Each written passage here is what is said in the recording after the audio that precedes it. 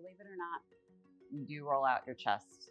Ladies, I know that seems like something you wouldn't or shouldn't do, but it matters.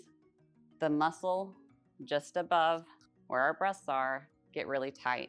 If you have postural problems, so if you notice that your shoulders sag forward, right?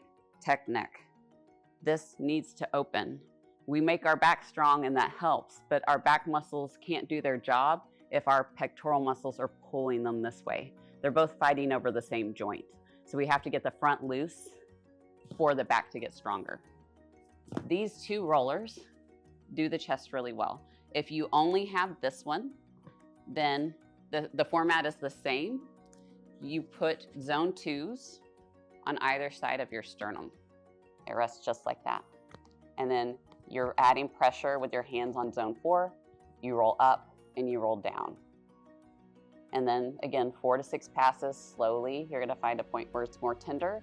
You can hold that one and breathe. Inhales will be uncomfortable, but worth it. Exhales let you press a little bit deeper. And then you can also rock side to side. So I will often roll up and down to find where I'm the most tender. There I'll hold, and then I rock side to side.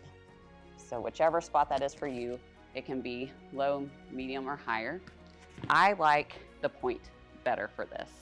I'm smaller boned, and so the way the ridges fit on my chest is just a little bit better.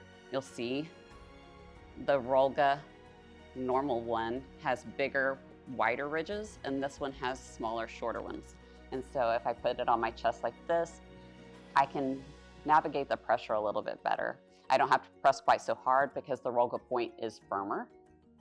Again, rolling up and down, rocking side to side, and then finding the cranky spot and just adding enough pressure that I'm getting something out of it.